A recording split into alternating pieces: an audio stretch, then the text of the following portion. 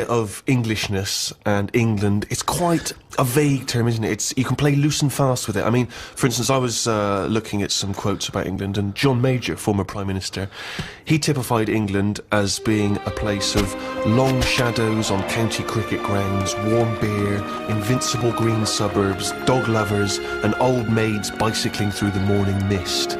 Very specific vision of England. But he never came to the estate that I was born on, or Carl was, you know what I mean? So, what is your typical image of an Englishman now? If I had to draw it for an alien, yeah, he'd be quite squat, quite sturdy, sort of no neck, hairy. Are you just thinking of yourself? Do you know what?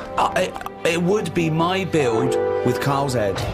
Really? And no neck, yeah. I think he's sort of balding and unshaven, and he's like a shaved caveman. I think he's tough, he'd have tats, he'd eat like a dog. It's the bulldog breed. It is the bulldog breed. I am thinking of the bulldog breed, yeah. See, now my image of an Englishman is essentially that cliched one. It is, I think, Hugh Grant.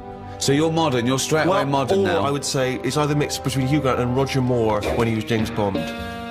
You see, that's another small percentage of Englishness that sort of annoys me. Those people that think they're James Bond. They think they can buy a suit and read GQ, and they're suave and sophisticated, and they get cars they can't afford. All they do is work in a bank, come home, and flick through GQ at the adverts, looking at people with wearing watches and aftershave. Who wears aftershave? Do you wear aftershave, Carl? Normally, aftershave is the sort of thing I let other people buy me. It's like underpants. Underpants, tea towels, and sort of aftershave and that. Other people buying me. Who's buying you tea towels? My mum. Right, okay. Every time she turns up, she's got Brilla pads and stuff. I've got loads of them. I keep saying to her, I don't need any of this, but she always brings a box full of stuff. Brilla pads, tea towels, underpants. The underpants size hasn't gone up since I was 14. But I can rely on her for that. So do you not have anything in your life which you would think of as being gentlemanly? Do you ever dress smartly? What about suits? I bought one suit that time when you invited me to the BAFTAs. That's the only suit. I think I wore it for one other thing. I haven't wore it since. I don't feel comfortable, it's not me. But don't you go to a wedding? That'd be a lovely advert, wouldn't it? Him with a suit on going, I haven't wore it since. Carl Pilkington hasn't wore it since. I don't go to weddings. No, I don't like going to them. I agree. I mean, even though you know them, they don't give you any time when you're there, do they? It's just sort of, they don't know whether you're there or not. They're on cloud nine. They don't know who's around. Yeah. It doesn't matter, you don't need to be there. With them, on a wedding day, it's all me, isn't it? Well, firstly, I'm annoyed about the wedding list. I don't know when that's come along, because I don't know why I can't just bring maybe something I've made at home. No. Why has there got to be a list of stuff? What newly married bride doesn't want a pair of homemade clogs? Exactly. Do you know what I mean? But saying that, I think people very much appreciate you being at their wedding. No, they do. They remember if you were there. No, they don't. They do. They don't. You don't get invited to weddings because you ain't got any mates. No, I have. I've got to know enough people. Everyone's getting married. But they're always in the middle of nowhere. That annoys me when people say, come to our wedding. Yeah, fine, we're in Greece. Yeah. Well, the thing that drives me insane when you do go is when they put you on a table with people you don't know. Well, I've got all my mates there, and they put, because I got to mingle with some people. I don't care, I don't need these But that's what I'm not good at, talking to people once. Talking to people who you don't know. No. What sort of stuff would you make conversation about at a wedding? I'd probably say, first of all, how do you know them? How do you know the people getting married? And then, like, do you think it'll last? Imagine inviting Carl Pilkington to wedding and going, well, where should we put him? Oh, I don't know. Is there a table for one? Oh, just... You'd be on the table with the kids. Imagine being stuck with Carl Pilkington at a wedding. Yeah, what else? So you've asked them, do you think it'll last? They've gone, I'm sorry? Who are you? Oh, Carl Pilkington from Manchester. Right, yes, we think it'll last. What else would you ask? So what's your next? The last wedding I went to, it's going back a couple of years, but everyone seems a bit snidey. Do you know what I mean? Because you've got a mixture of families there, haven't you? Yeah. And none of them really like each other. No. And I got stuck with an old fella who had a flatulence problem. That sounds fun. And then he went on to say it doesn't matter, the suit's hired. And it's just kind of... I'm gonna die! I just don't like him. I love that he's basically saying at a wedding, it doesn't matter if I shit myself.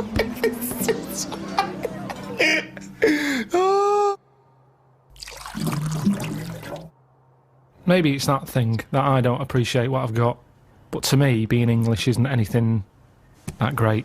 Really? Why not? Because it's just what I've been dealt with. If you could be any nationality, what would you be and why? Probably be Italian. Okay. Why?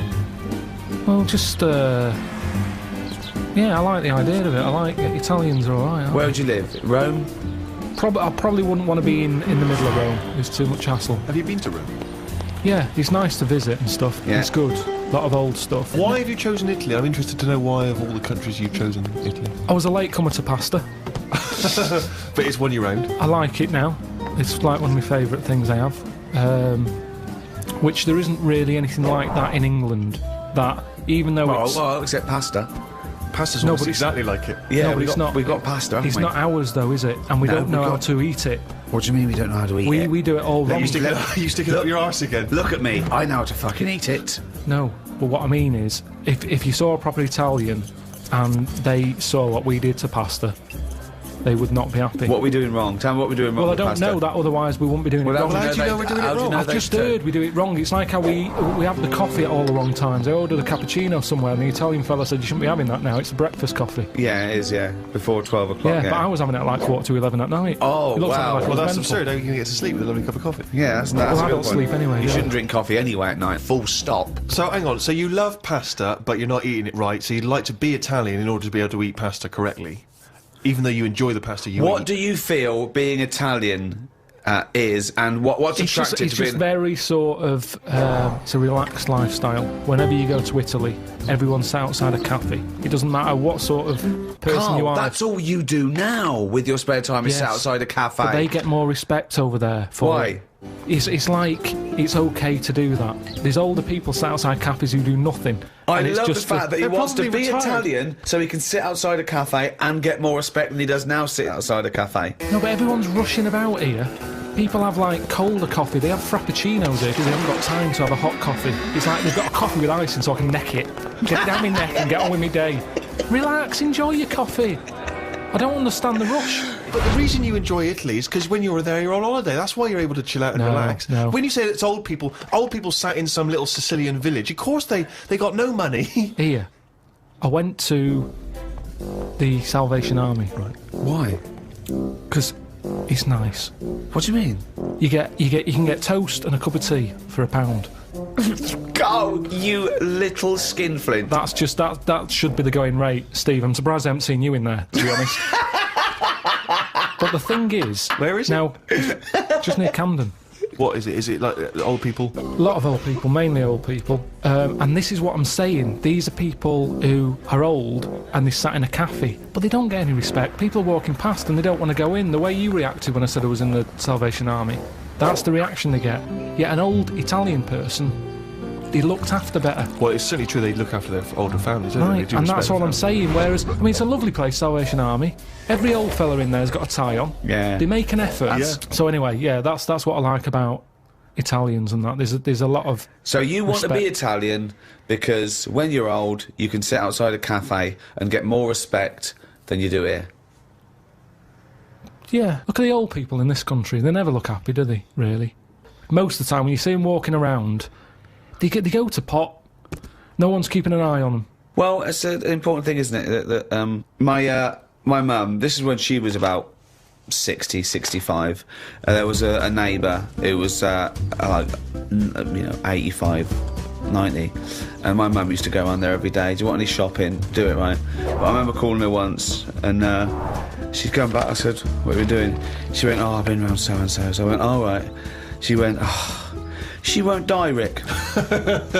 Like she's helping her, but she's thinking this is getting silly now. You were meant to go years ago here. I was like, Well, that's the problem, you know. If you get pally with an old person, Yeah. then you could be stuck with them for years. and having to do stuff, you know, that's what you don't want to do, is it? You meet an old fella, and then you've got to start popping in his sort of piles or whatever when he can't do them himself. You know, what do you do if you're... It depends how friendly you are, though. I mean, I'm just talking about someone you meet at the bus stop, as opposed to popping the piles back in. How does that happen? Jesus.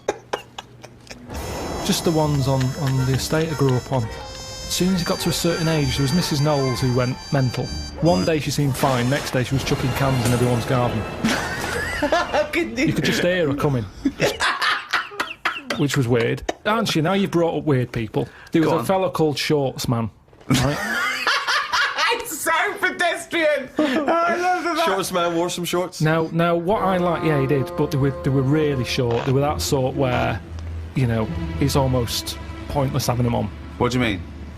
They were just, you know, like shorts now for blokes. They go up to your knees, don't they? There's no chance. There's no accident happening there. There's nothing going to pop out. Yeah. No. But Shorts Man, he liked it. He liked the fact that happened. And he used to walk with big strides to sort of help the chance along.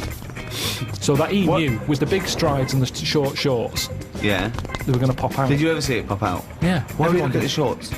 Just because it was like playing Buckaroo. It was like, when are they going to pop out? But what? It's just what happened. So, right, but Shorts Man, so he was an exhibitionist. He basically wanted people to see his veg. Yeah. And they were out more than they were in. I mean, they had a tan. Right? Now, the thing is, what we like in England, I think we like that. We like local characters. The eccentric. Yeah. Eccentric's that's very British. Eccentric, yeah. I'm glad I grew up round there with all them people, because they're interesting.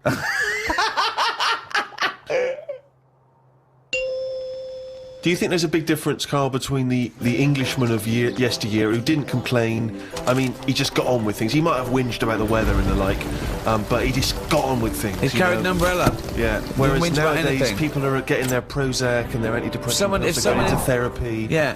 He kept out of stuff as well. Why are we getting involved now in everything? Thoughts on that, Carl?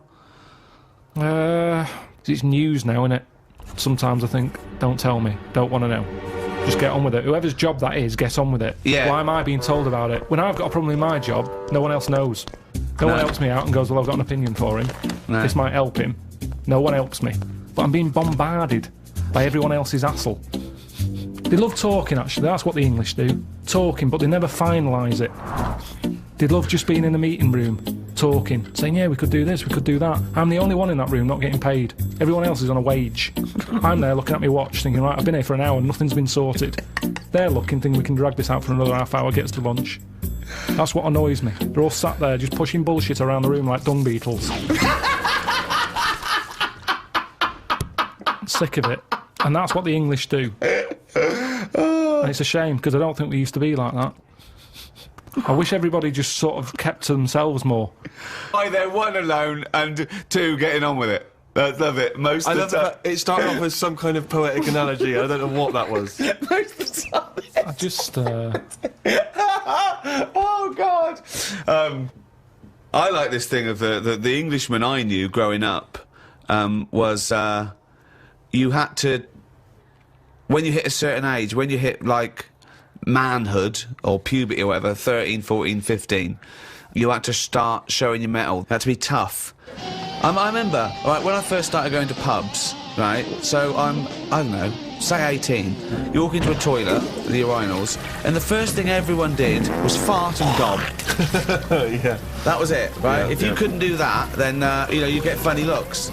You know, you go in the urinal and they'd look at you, oh, sorry.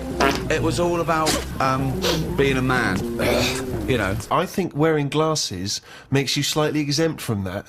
It's like you don't have to... People automatically dissociate. It's like if I was in prison, I wouldn't have to do that because I'd just be the professor. Yeah, do you know what I mean? Exactly, or brains. Yeah. I would. Yeah. I wouldn't need to be part of it. I'm never a threat because I never look like I'm going to be a tough guy. So consequently, I live in this sort of parallel stratosphere where I haven't got a piss and gob. Yeah. Has that got more popular? Yes. Has it? Yeah. There's a lot of people gobbing? doing it in the streets now. Really? It's not like not in Hampstead. It still is, you know. When I walk The only here, person gobbing in Hampstead is me. Jane says, don't gob. People are looking. well, it is. It's your trail that I'm seeing then. It's like a load of sort of washed-up jellyfish in London. Just big blobs of it. I mean, I don't know how they're coughing this stuff up. I mean, they shouldn't still be alive. Some of them have, like, organs in them. It's just big lumps of stuff. I mean, that list of idyllic, antiquated England of, you know, tea and cakes and cricket, I mean, is valid. But I think the things that sum up Englishness, I mean, talking of the weather, I think drinking, War. We love a ruck. Yeah. We're built on war.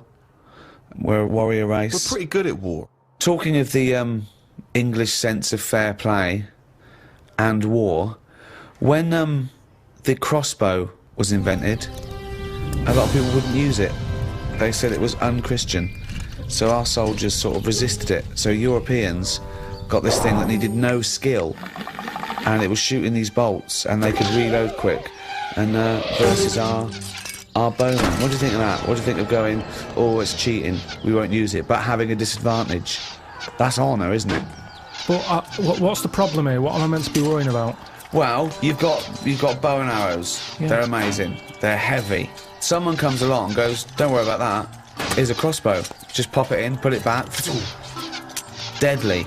Deadly, quick. Anyone can use it. So now you've got anyone with a crossbow killing people. Women, children. Anyone can use it. So the Europeans, they're going crazy. But we resisted it because we thought it was, you know, unchristian and cheating to kill without skill.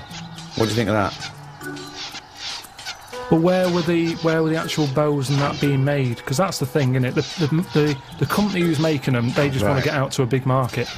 Brilliant. That's what they do now with the iPod and everything. It's not about people wanting more music than ever before. That's not the case. It's about having the accessory. And if the bow and arrow was like sold as this, you know, light to carry for all the family, that's how it would have happened. That's what it's all about. You knew bow and arrow from Ronco. But what do you think the problem is? But you're not quite getting Ricky's point. His point is the idea of there being sort of rules and fair play and etiquette in war. The objective is to kill the enemy. I don't think war and that is a place to start getting all uppity about someone cheating or having a better system. Really? You think all fair in love and war, do you? Yeah, definitely.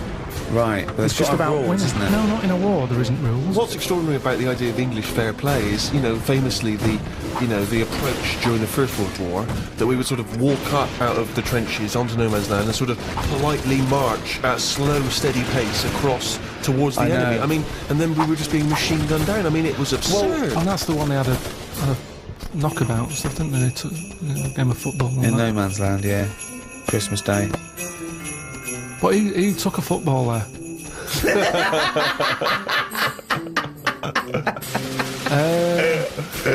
If I was on the front line, I would not be getting out the rule book. I can tell you that much. I'd be going mental. Are you saying there should be some rules or no rules? I mean, you've got to have some rules, otherwise it's just going to be like Grand Theft Auto, isn't it? I'm just going to go about battering everyone. Yeah. And you soon get bored of that. Which rules would you repeal that already exist, that you don't like? It's a shame you can't tip as much as you used to be able to. You mean in a restaurant? No, just when you're getting rid of a mattress or something.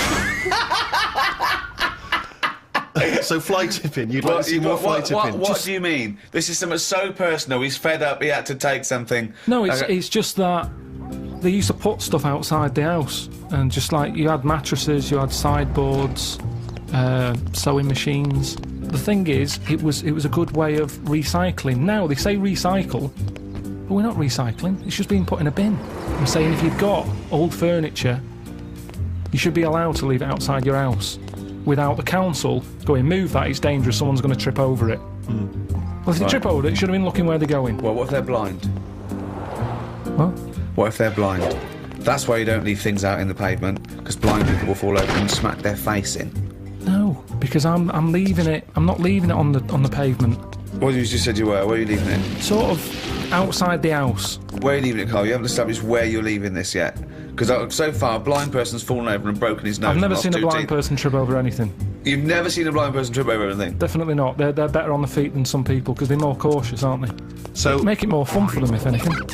Why can't you just have this stuff collected by a second-hand shop or because send they won't? it to They a don't come, charity? Steve. Honestly, they don't. I've called up people and they're saying, "Yeah, we'll be there in an hour." And I say, "Right, I'm going to put it out on the street. Then are you going to come and get it?" "Yeah, we'll be there." An hour passes by. They haven't been. Suddenly the council goes past. On the floor, bloodied noses. And the council say, I call them up, do you want to shift it? Well, we might, but don't know when. Well, it's outside the house now. Well, you can't leave it there. It's your responsibility. You'll have to stay with it. Suddenly I'm wasting time sat outside the house with rubbish that someone else might want. But you're not allowed to leave there because a blind person might come along. What's the dog doing?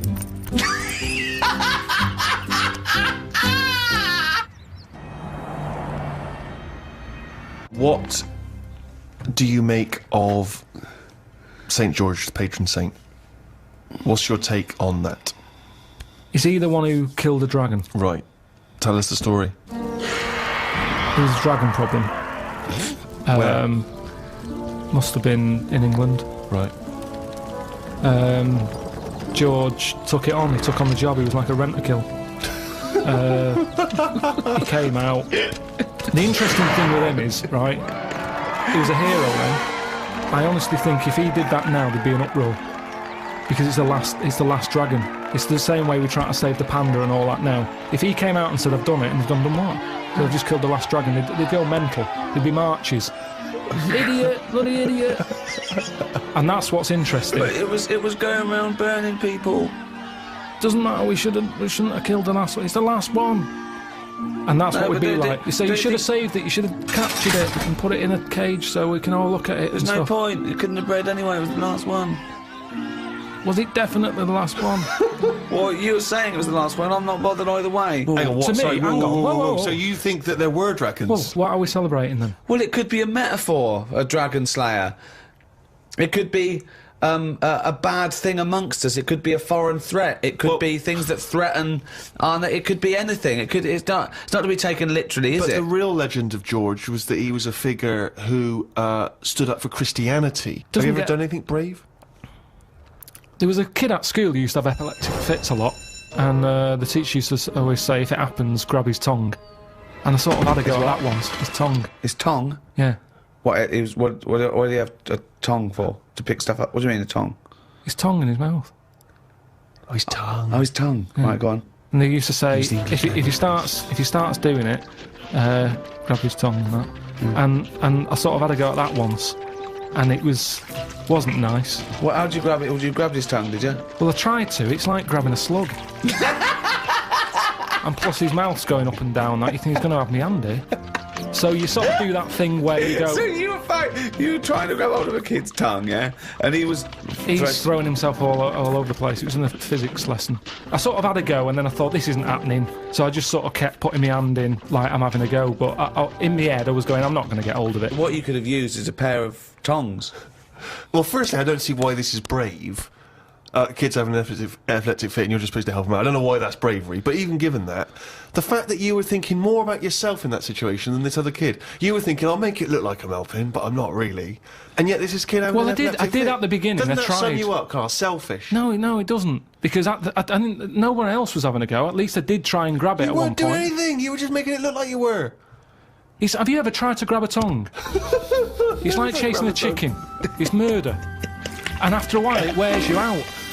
And it was weird anyway, because it was like What was he doing it for? I don't know. Wearing him out after hours of chasing this kid's tongue. I love the idea. Have you ever tried grabbing a tongue? It's a valid question. I love that he's annoyed. He's annoyed that this poor kid's What was your technique? Were you trying to grab it just with your thumb and your finger, like a pincher thing? Yeah. But it was because his mouth's going down and. Was he shouting or just? No, just throwing himself around. So that's your one attempt at bravery. Well, hang on a minute. Let me just think. Trying to grab a tongue. There was a time you were chased by a bee and you scored a goal. I forgot about that. That isn't really bravery, is it? As you were running away from a bee, and the ball happened to hit your foot and go in. Does that count as bravery? I love it when he goes up to the pearly gates and goes, well, have you done the act of courage? I pretended to grab a tongue. A what? A tongue. A tongue, yeah. Got chased by a bee, scored a goal. It doesn't count as brave at all.